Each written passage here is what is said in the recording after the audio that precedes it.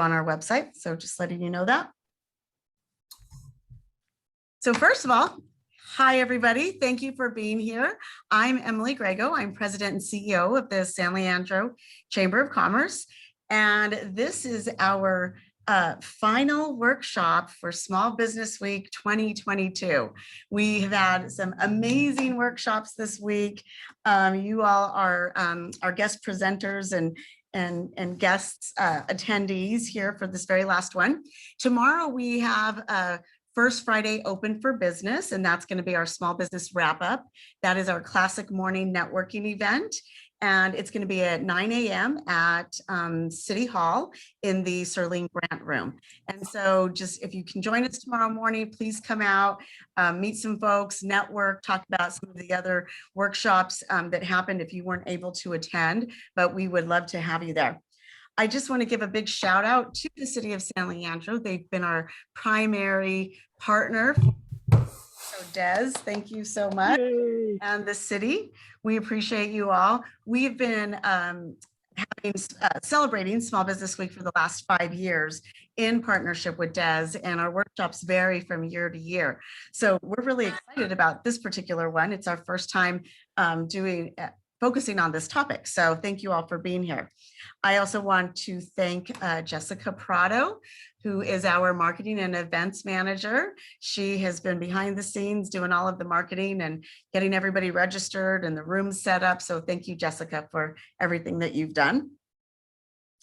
Yes, so as I mentioned, we have one more event tomorrow. So if you can join us and you haven't registered, go to the sanleandrochamber.com website and you will be able to register for tomorrow.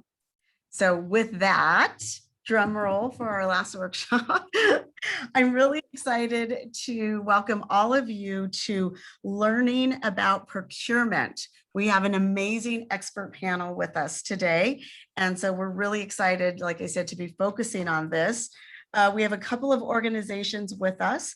We have the Northern California Procurement Technical Assistance Center. I guess it goes by PTAC, I think is for short. And we also have the Minority Business Development Agency, MBDA, with us. So thank you for joining us. And we also have one of our very own Leader Circle members and long reigning chamber member, AC Transit. So they are all going to be with us today to talk about what it takes to secure a government contract, what it takes to upscale your business in order to do that. And so with that, I'm going to get started with some introductions. I believe we are going to start with Porter, who is our representative from the Minority Business Development Agency. So Porter Wong, please introduce yourself and your organization, and we will go from there. Okay. Hi, everyone. Thank you for joining us this afternoon. So I am from the Minority Business Development Agency San Jose Business Center. We service the entire Bay Area. So the entire Bay Area and 9 county, there's only one San Jose Business Center that service all the minority-owned business. We actually is a government agency under the U.S. Department of Commerce, and there's about, I believe, 35 business centers throughout the United States. And what we do is mainly to help minority-owned business to grow, which include African American, Asian Americans, Hasidic Jews, Hispanic Americans, Native Americans, and Pacific Islanders. Next, please. And then our services. First of all our services are free. One requirement we have is for our clients, we usually work with clients that they've been in the business for about 3 years or more, and then revenue is around like $1 million and up. But usually, I mean, but then there will be exception, right? So we kind of look at the case by case situation. But then we also runs a number of program from a small business program from the state of California. So sometimes, even though the MBDA Business Center cannot support the small business which has less revenues than $1 million, but our other state sponsor program will be able to service them. And our main services are in three areas. One is to access to capital, that including like helping small business to identify the right loan instruments. It could be a micro loan, it could be like SBA loan. We help them to prepare the package. We help them to identify the bank that might best suit them for their services. And also some non-traditional financing. For example, if some company they need like they're in the import-export business, so they need the credit guarantee from the federal government or the state government. We'll be able to help them to do so. And then the other main services is access to contracts. We do provide one-on-one, matching and business opportunities. A lot of time we will contact by a lot of the big prime federal government agencies to, prime contractor that needs like subcontractors. So we will facilitate one-on-one meeting for them. And then lastly, access to market is basically, we do work with the U.S. commercial services. If small business, they thinking about export their service, we'll be able to connect them to the right representative that from the U.S. commercial services that have the knowledge about how to do business in a particular countries. So yeah, so that's about all the service we provide. So if you guys need any assistance, please feel free to contact me. Thank you. Well, thank you for joining us, Porter. Next, I would like to ask James Forrest to tell us a little bit about the organization he represents. Hi, thank you so much for having us. Thanks for the invite. We also have Ed Duarte here, who is a construction public works specialist with PTAC. He'll be talking a little bit later. I'm the program coordinator and one of the procurement specialists here at PTAC. Next slide, please. PTACs are a part of a nationwide network of nonprofit centers. We're funded we get federal funds. We also get match funding from local and state sources, which means that we have all kinds of funders that we're beholden to. And there's about 96 PTACs across the country. That number shifts a bit. And we all have the same goal, which is to help small businesses succeed in the government marketplace. All of our services that we provide are provided at no cost. So they're funded, like I said, by federal grants. And in California alone, so most of you are in the Bay Area, you can see that we are in the green map, part of the map here. So we have these 15 counties, all 9 counties of the Bay Area up the coast, but there are 6 other PTACs in California alone. So we are part of this big network. PTACs across the country, this is the general network, served over 56,000 clients in FY21 and helped them win more than $24 billion in contracts and subcontracts.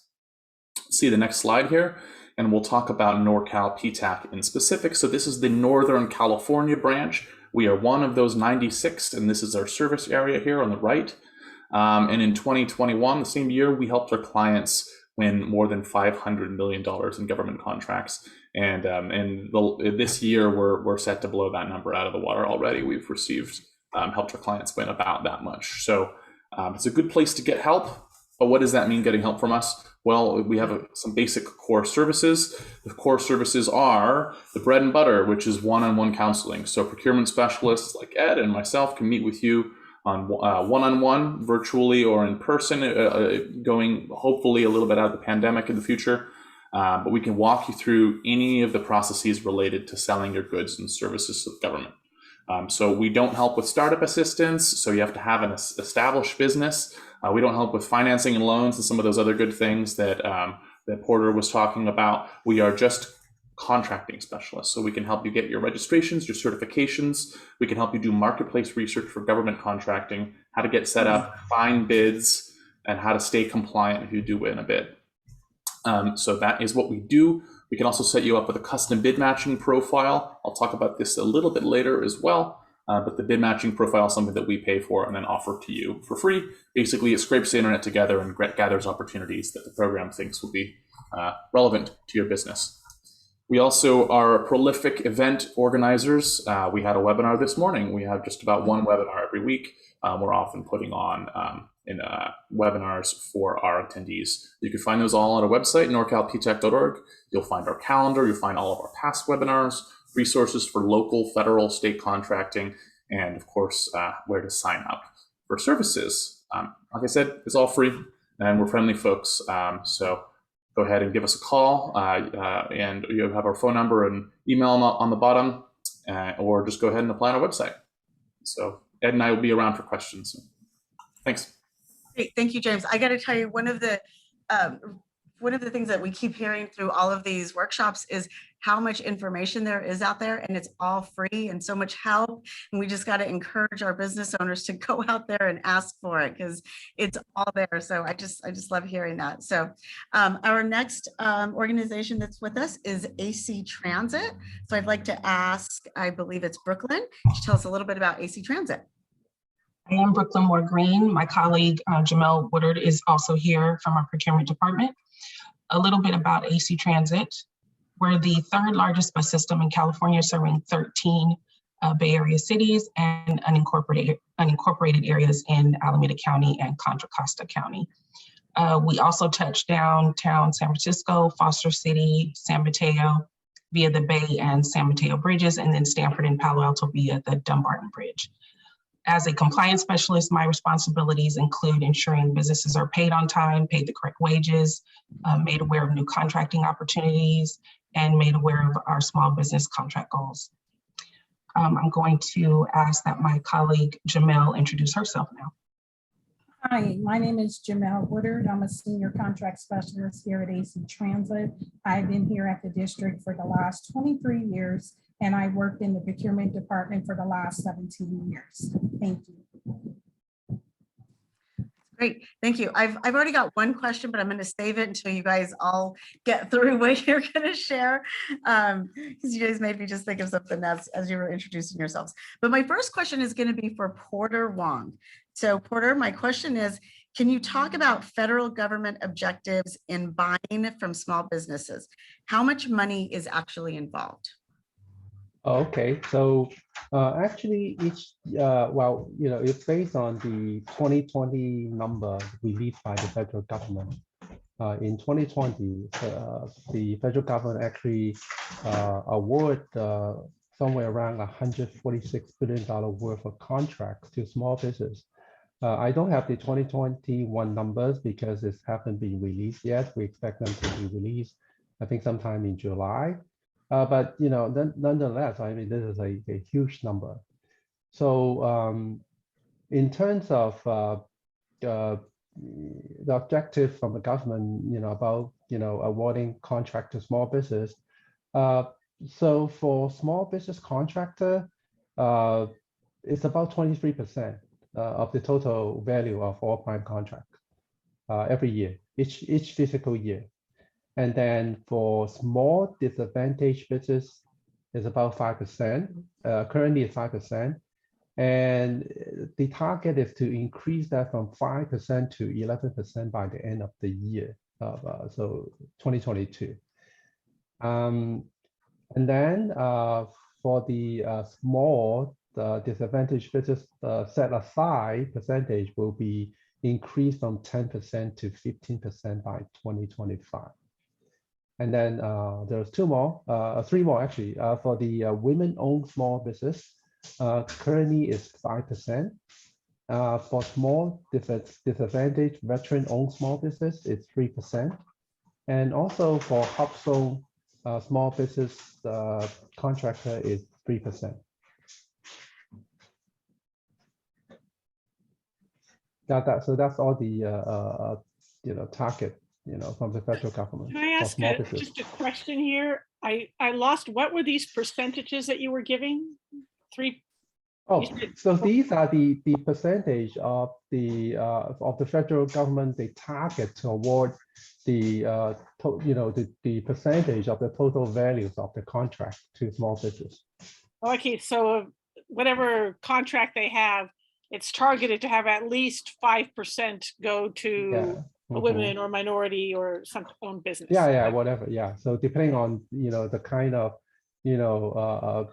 business you are, right? So if you have different number, if women own small business, it's 5%, for example, right? So if you are, in the hub zone, then it's 3%, so on and so forth. Yeah. So they have slightly different numbers depending on, which categories are you in. Okay, thank you. Yep. Great. My next question is for James. So when we're talking about California, how much money is involved when we're focusing here in California? Yeah, so that's a good question. I want to just take that and back up just briefly and just recognize that there are challenges involved with selling to small or buying from small business. I think we've all had the experience of how much easier it is to click a couple buttons on Amazon than to go find the same product at your local mom and pop. But we all want to buy from small business. We want to support our local small businesses. The same is true of the state. But the state, unlike us, is actually mandated to actually put programs in effect that make it so, the state legislator will actually put in these programs so that they have to buy from, they have to apply preferences. So that's actually our tax dollars going back into small businesses. So the state has a 25% SB certified, that's the state certification, I'll talk about it a bit later, small business goal. And then the data I have, the most recent data I have is from FY 1920. The state spent about $12 billion. And out of that, 2.8, which is about 24%, went to certified small businesses.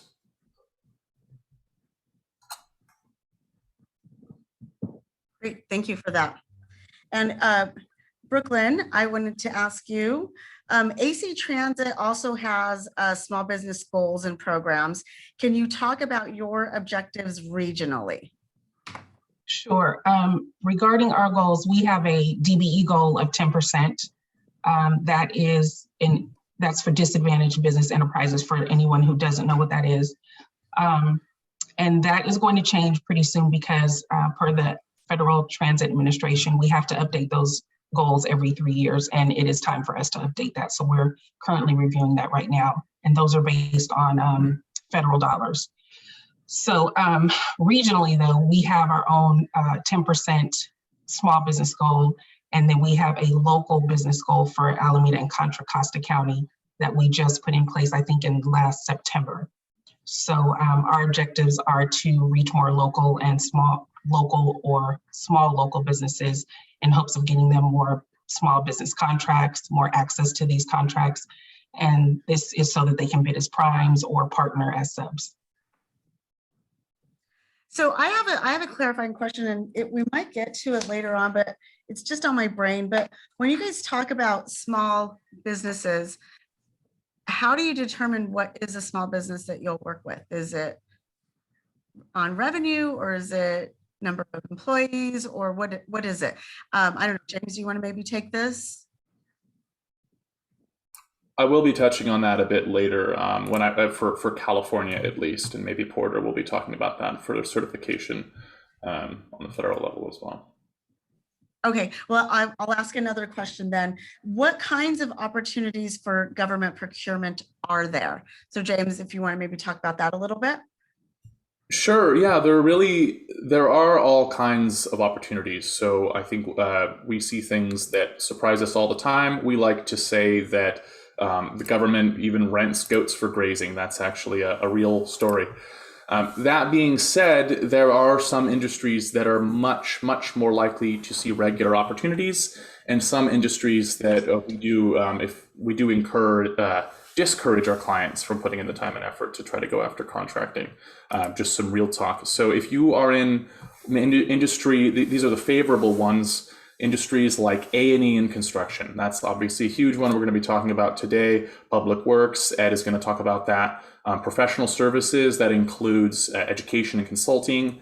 office supplies, janitorial, medical, technology, transportation, logistics, fire suppression. That's a big one these days, especially, and of course, defense contractors. If you're selling, so those are all great. There are lots of opportunities for that. That being said, your business, just because there's opportunities doesn't mean that you necessarily get a slice of that pie. You have to be totally ready for it. But if you're in the business of something illegal, like federally illegal, like cannabis, you're not going to have any luck. Restaurants, except for maybe some catering, bars, entertainment, holistic well-being, clothes retailers, things like that are really unlikely to gain much traction in the contracting marketplace. So what about IT? IT, yeah, that informational technology is one of the most common ones. That's Okay. correct. Yeah, absolutely. So Porter, this question is for you. What are the your top two thoughts on what's needed for a small business to be prepared to compete for government contracts? Okay, so number one, I think for the first comer, if they never done any government contracting in the past, they need to prepare that from the beginning to the point that they can get some meaningful contract from the government. Probably will be a year or two, because first you need to learn how to comply with all the requirements, and then also get all the certification done, and also build a good relationship with a prime contractor. So all these things take time. And then the second thing is that the cash flow is a issue that you need to make sure that you have enough reserve. So what happened is that usually the government actually pay promptly, to the prime contractor. But sometimes if you're a small business, right? So you're only doing like a part of this, a small part of the project. So sometime after you finish, but the entire project is not done, then the prime contract did not get paid, and you won't get paid also, right? So then it's not that mean that okay, you finish the project and then you will get paid within 30 days or that kind of thing. So it's sometimes it might take 60 days or maybe even 90 days. So that is I think the second most important thing that you need to prepare is that you have enough cash flow to cover the project and other expenses. Now those are the top two things I think. So the top two is getting your certifications. Yeah. Is that what the first one was? Getting your certification? Not only certification, but you need to because if you are a small subcontractor, right? So you have to show that you have certain track record and things like that before you can actually go out and bid your own contract, to bid your contract and able to win. So normally you need to work with a prime contractor, unless you are a supplier of certain goods and services, right? So let's say if the government want to purchase like some like coffee cups or something, right? Then a lot of time if the requirement may not be as stringent as if you a contractor for, let's say, a construction project or something like that. But in most cases, you need to for good size project, you need to know your prime contractor, and then make sure your prime contractor when they want a contract, and then you want to be the subcontractor that they were willing to work with you. So to get the relationship built properly, it takes some time too. Yeah, and then as you were saying, your cash flow and your reserve. So one, you can afford to gear up and do the job, and then have some time reserved until you get paid. Right? Yes. So then, Ed, this question is for Ed Duarte. Would you talk a little bit about insurance requirements and what a business needs to do to prepare for insurance requirements? Ed, you're muted. Yeah.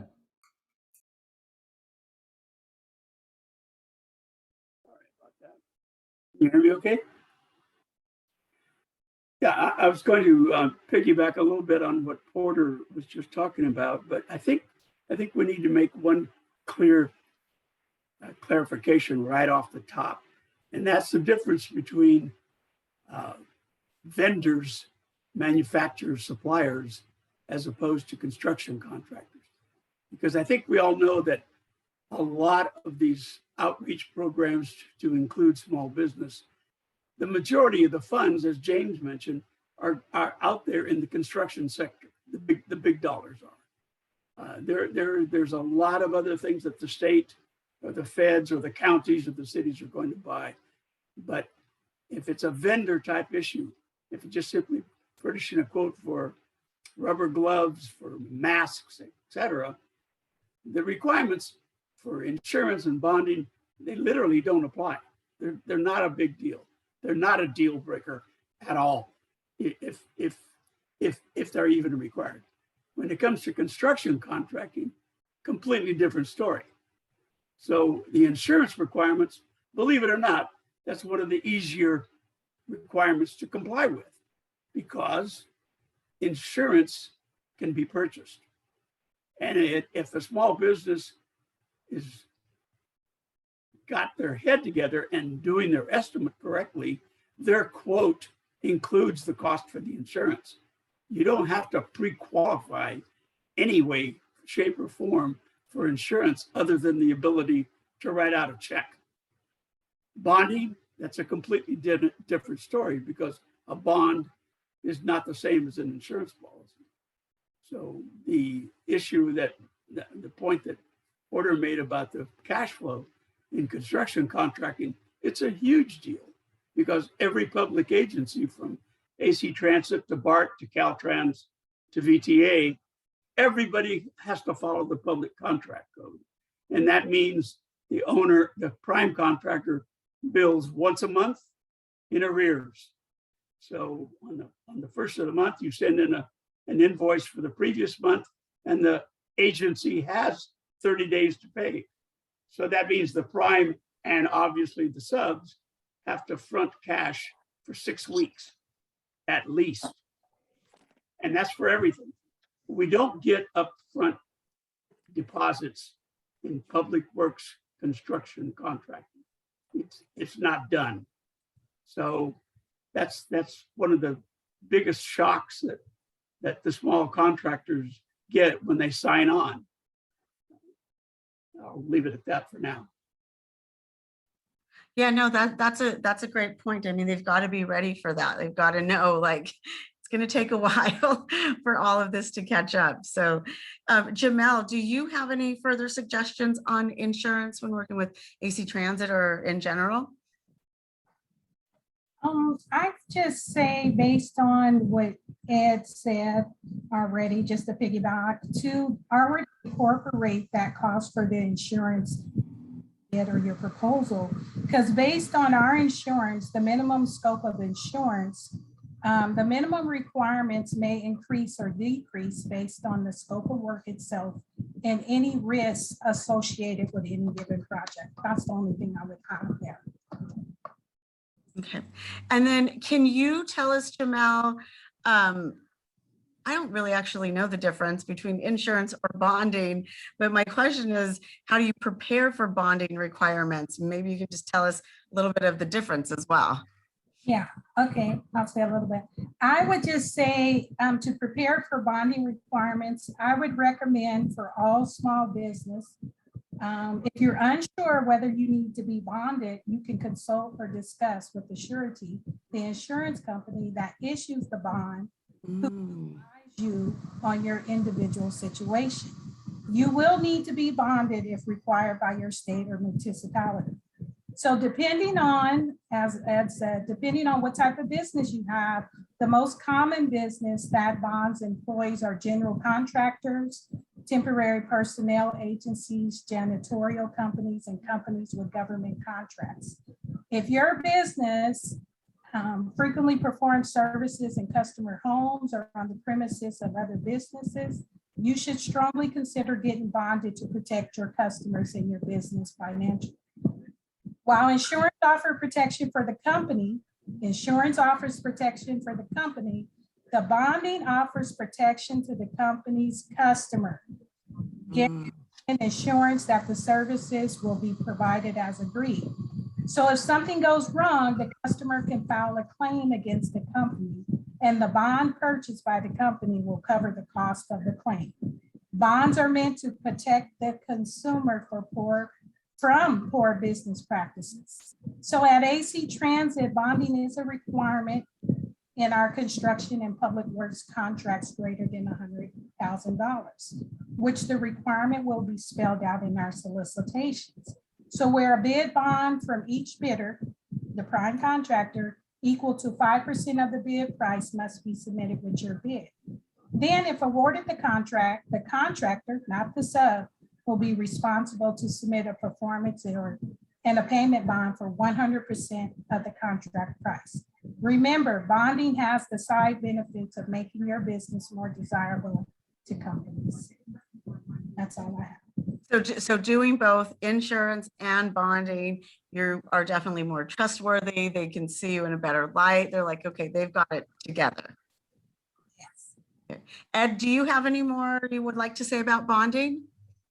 Yeah, Jamel did a great job of explaining it. Just a couple of additional points. Number one, I always make the comment, it's the law. According to the California Public Contract Code, every agency is required to require the prime to bond the project if it's a construction project and it's in excess of $25,000 or more. So the first point is only the primes have to bond.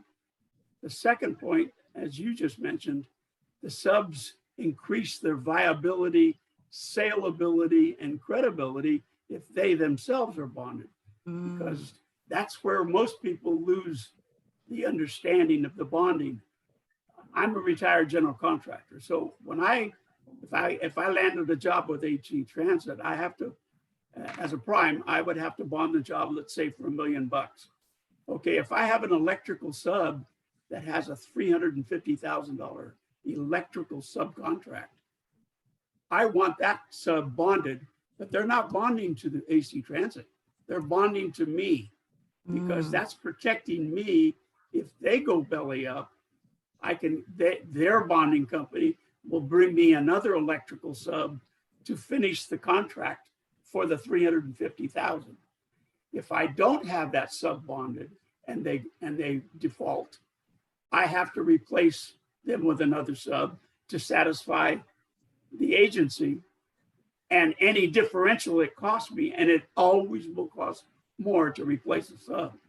That's on me, and I have no recourse. So that's the reason why you'll hear out in the construction community the subcontractors screaming and yelling, that prime is making me bond. Well, you're a risk. All subcontractors, I don't care what color, gender, background you are, you're a subcontractor to me. I'm counting on you to do your scope of work for the price you agreed to way back on bid day. So yeah, that's how we spread the risk around. And it gets to the point where the bonding company has absolute control on the prime's bonding capacity by telling me, they'll say, if you want to bid this $10 million job, I want every sub that has a $1 million subcontract. They will be bonded, or we're not going to bond you, and we're not going to allow you to bid the job. That's how rigorous the process works. Yeah, it makes sense. Makes sense. It just keeps everybody safe. Everybody, is accountable to getting the work done that they committed to. So makes sense. Makes sense. So Brooklyn, my next question is for you.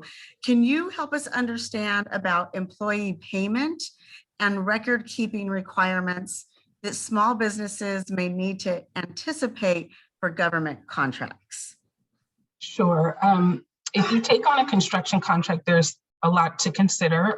It's a public works contract. You have to register with the Department of Industrial Relations because they are responsible to monitor these contracts. Public Works requires certified payroll reporting to the Department of Industrial Relations, which we call the DIR for short, or you risk fines, debarment, up to 3 years, prosecution possibly.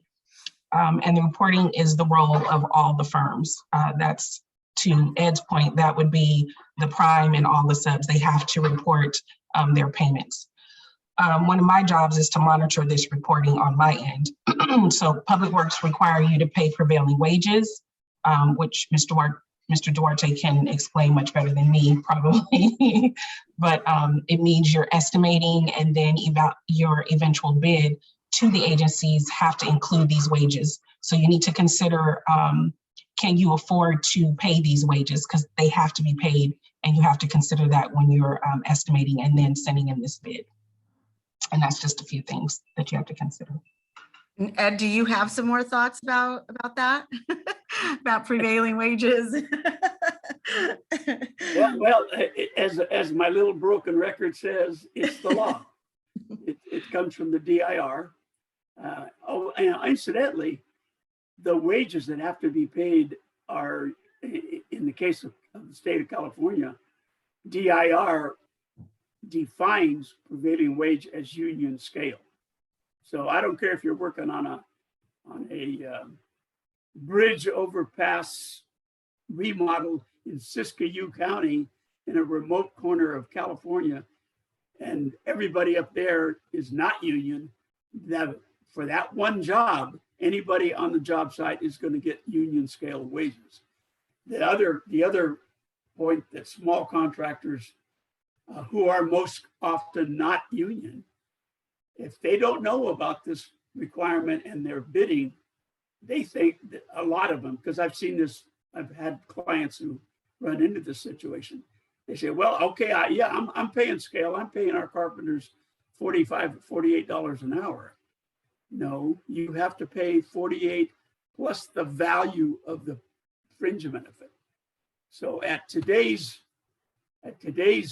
prevailing wage union scale for the Bay Area, a carpenter's package is close to $70 an hour. And that's what your people are going to get if you're a small non-union carpentry contractor. It's a very daunting requirement, because if you do a very simple math and say you have a 3-person crew, laborers, okay, and they're out there for 1 week. If you add up the cost of their payroll taxes and insurance, along with their prevailing wage and prevailing wage benefit, our company right now, our cost for a laborer, and I'm talking the bottom of the group, the one that's in the trench, $68.50 an hour is what it costs us to put that labor in the field. So $68.50 rounded up to 70 times 40 is $2,800 a week, times 3 is almost $7,000 a week, and you're going to carry that cost for 6 weeks, $42,000. It adds up so quick. It's mind-boggling. So that's one of the things that at NorCal PTAC, when a contractor client is referred to me, that's the first thing I ask them. How much cash do you have? Can you front? Do you have $10,000, $15,000, $20,000? Because if you don't, then you better have a line of credit or a rich uncle, because you're not gonna get a contract if you can't perform. And if you can't pay your people, the DIR will come down on you so fast it'll make your head swim. It keeps coming back to what everybody's been saying, especially what Porter said. You have to be Just a slight prepared. confusion. What is DIR? Department of Industrial Relations. Thank you.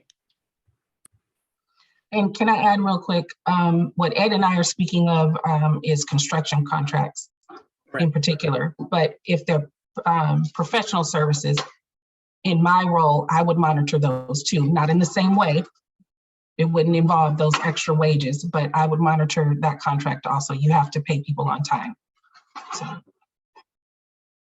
And so it sounds like if you're going to work with the government and you're a non-union business, you have to be prepared to pay prevailing wages in order to work with a government agency. For a construction contract. For construction contracting. Okay. Mhm. All right.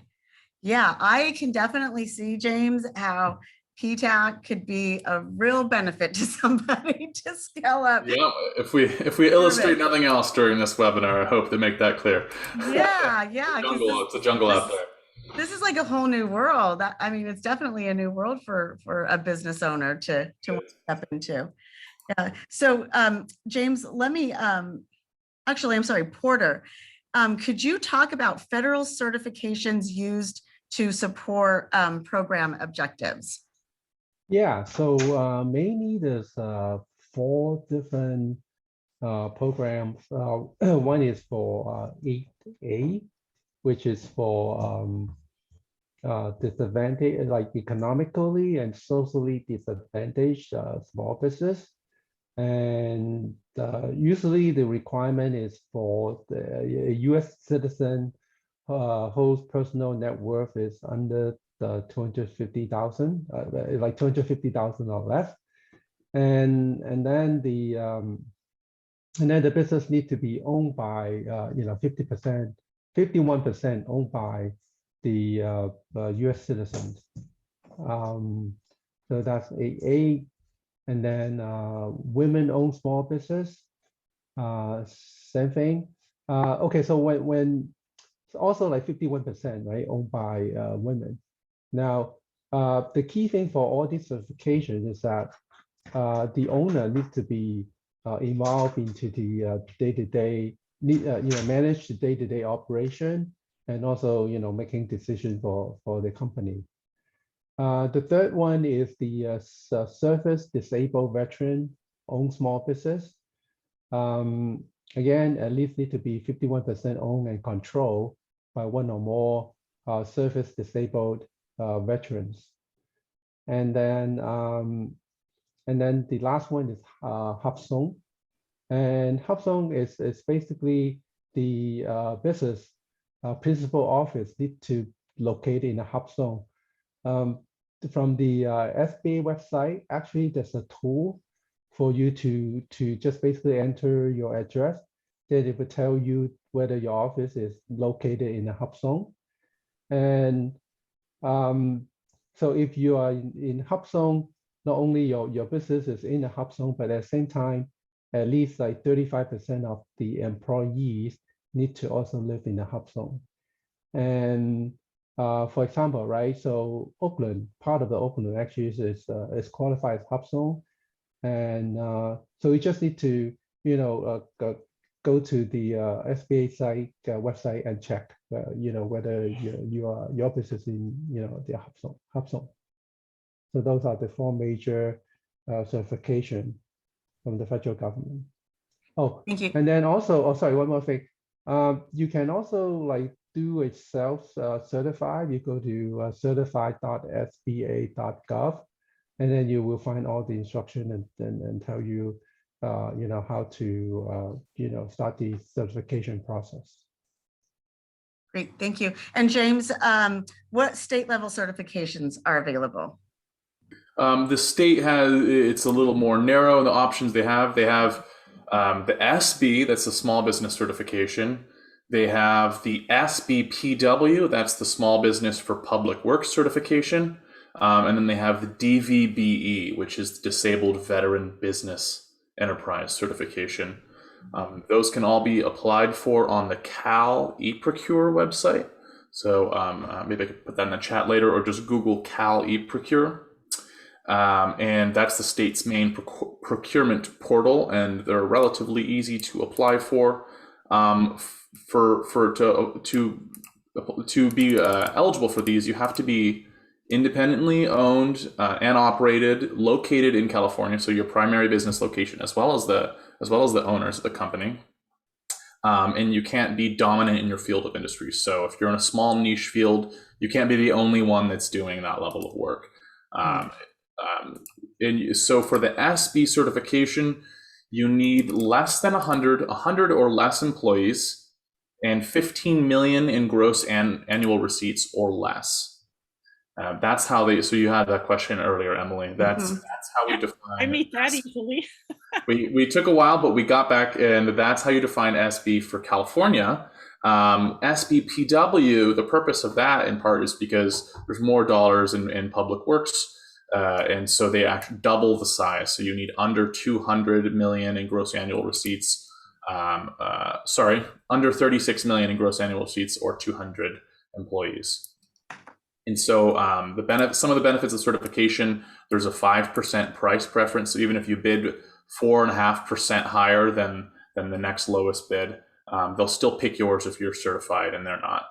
That's always applied for SBs and it's sometimes applied for DBBEs. So there's other benefits as well, but I'll keep things moving along here. So Brooklyn, what about certifications from AC Transit? And part two to that question is, what are your interactions with the Alameda County certification program?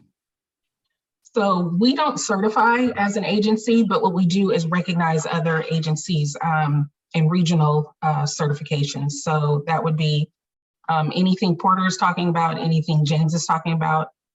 We would confirm it. We confirm your certification, but we recognize any of the regional ones. And so that would be locally for San Leandro residents, that would be City of Oakland, Port of Oakland, Alameda CTC, which is Alameda County Transportation Commission.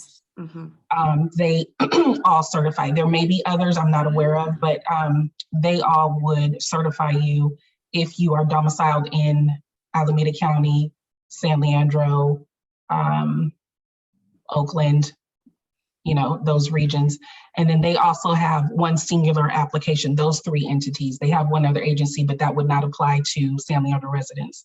But they have one application, you would apply, they would share that application. You still would have to provide some additional information because everybody has their own specific program. But most of the time it's based on how much income you have and where you're domiciled. And so, James, it seems like there's all kinds of limits on different certifications. So tell us a little bit about that.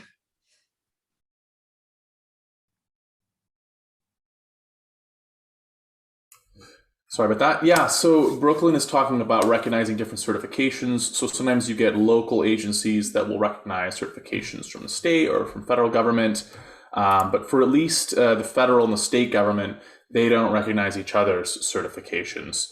And so as Porter has mentioned, feds have socioeconomic certifications like WOSB, 8A, HubZone. That's actually illegal in California. We can't apply any sort of preference based on gender, ethnicity, socioeconomic category. That's why we just have the SB and the DVBE certifications from California. But getting SB certified in California won't help you on the federal level. Getting 8A program won't help you, or HubZone won't help you on the state level. There's exceptions to this. The DBE certification is sort of the elephant in the room here. That's the disadvantaged business enterprise certification. This is one that's recognized and certified by municipalities and state agencies like Caltrans. But the DBE, not the DVBE, the DBE certification is only going to be applicable on contracts that have federal dollars applying. So I believe Jamel mentioned that earlier, about talking about contract dollars that are actually coming from the feds. So you can get disadvantaged business enterprise certified, and it may be recognized by various local municipalities, but only when there's federal contract dollars coming through, siphoning down. In addition, there's other, Brooklyn mentioned some of them, local certifications. It's really a jungle out there, but there's some big ones like the MBE. If you're in San Francisco, there's the LBE. These may be useful for various cities and counties and utilities, etc. So I have a question. You guys have been giving us a lot of information, so you might have already said that. So part of me said this, part of me if you did. But when you go to get a certification, how long is the process? And then just real basic, what are they looking for when you fill out one of those certification applications? That is going to vary widely between these different certifications. Yeah. But basically, all of them are going to be looking for documentation to prove that you really are who you say you are, unless it's a self-certification. The WSB can take months and months, whereas California SB, it can take minutes. So it really depends. Just depends on the type of certification then. Yeah, may I add something? Yes, please. I think in general, you should budget about 3 months for any one certification. I think that probably a realistic time frame. Yeah, from the time you submit the you start the process and then submit the application and then you got approved. But Okay. sometimes it might take longer. It really depending on the type of certification. Okay, so this really has to be like a long-term goal for a small business to be thinking what they want to do. They got to think about money. They got to think about the time. There's a lot. You can't just decide this month, oh yeah, I'm going to start doing this. Okay, so Porter, what are some effective strategies available for small businesses to work with the prime to sell their goods and services to governments? Yeah, I think that, like Ed, he mentioned earlier, if you're just a vendor, you're supplying, let's say, supplies to the government, right?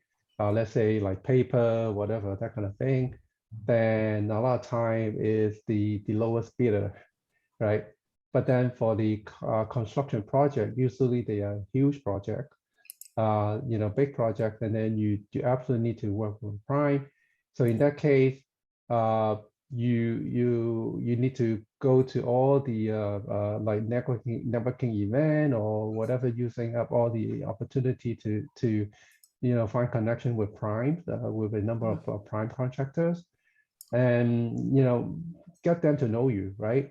And then the second thing is like a lot of the big construction company like Skanka and also other ones, from time to time, actually they do have training classes to help certify vendors to be on the vendor list, right? So then they basically sometimes will be like a week-long kind of training program, usually like after like regular business hours, and then let's say from 4 to 7 or whatever, and then they show you what you need to do in order to become their certified vendors, and then also be on their list.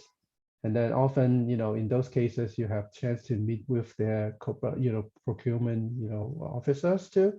So then once you get on the list, then, when the project comes up, they will notify you. So this is, another way for, small business to try to get into the government contract, more quickly and be more, fruitful.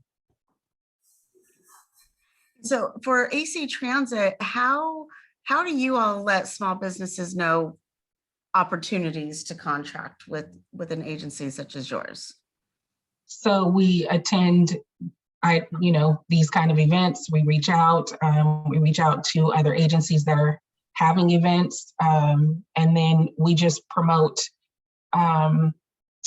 registration. We ask people to register, and then they would get, if they know their NAICS codes, which are basically your work codes, what you do, if they're matched correctly and they know what they are, then when we have an opportunity, we send out an email, let you know what we have going on, and hope that you will bid on it.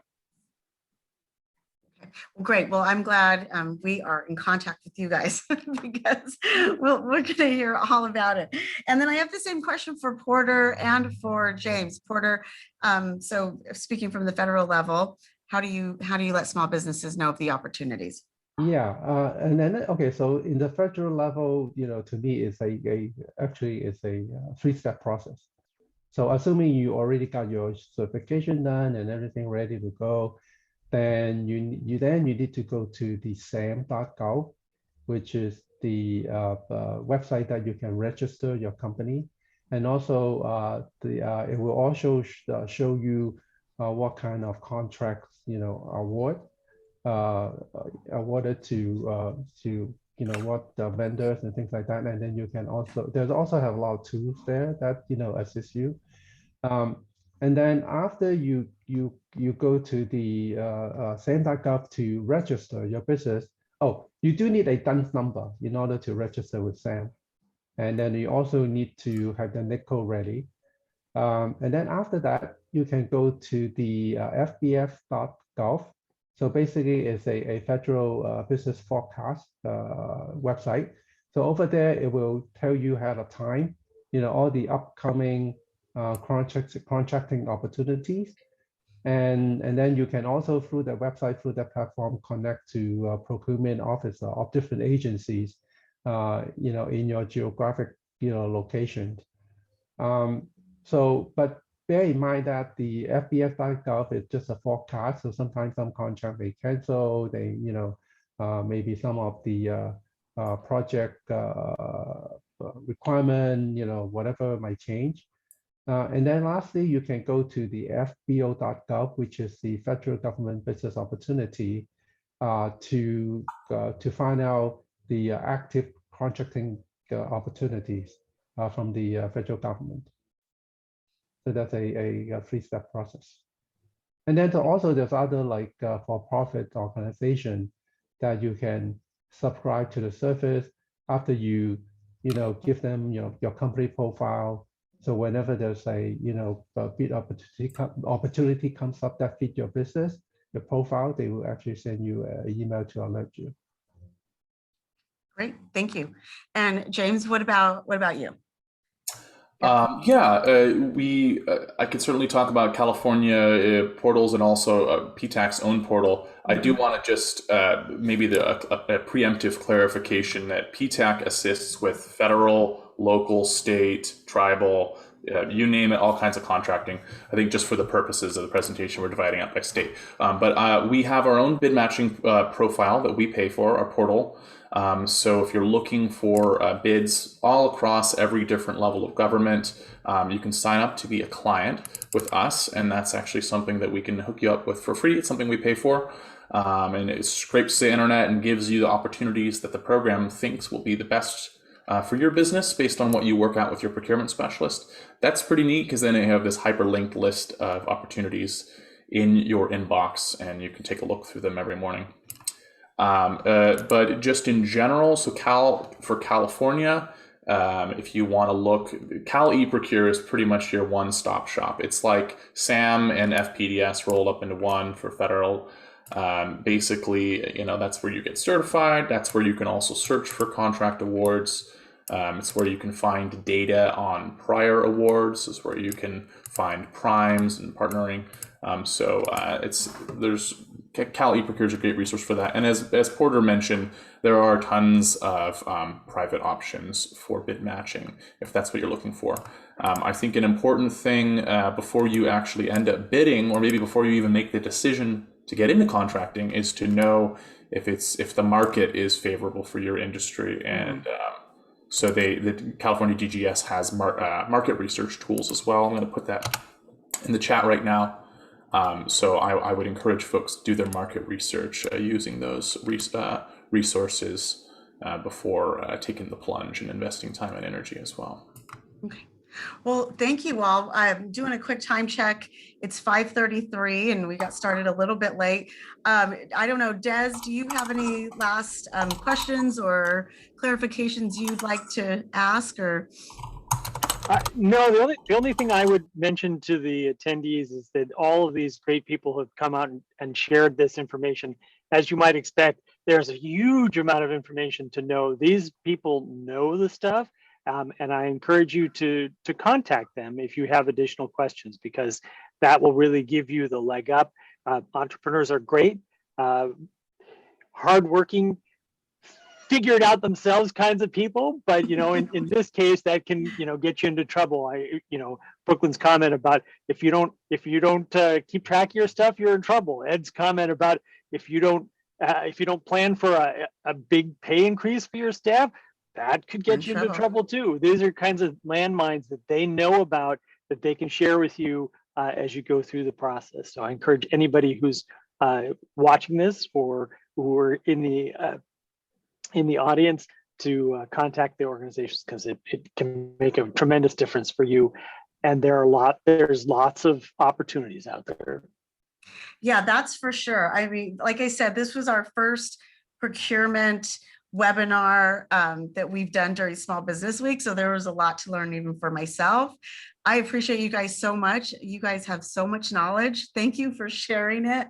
I want to encourage everybody who's here to join us tomorrow at, like I said, the First Friday Open for Business wrap up. And for those who logged in, just know that you will be entered into a grand prize raffle, which is a team building experience at the 90s. And for those of you who don't know what the 90s is, it's an immersive, nostalgic experience of what it was like to be coming up in the 90s. And it's at Jack London Square. And it's just a great team building experience for whomever wins that raffle prize. Plus we have some other raffles tomorrow morning. So I just want to, again, thank you all for being here.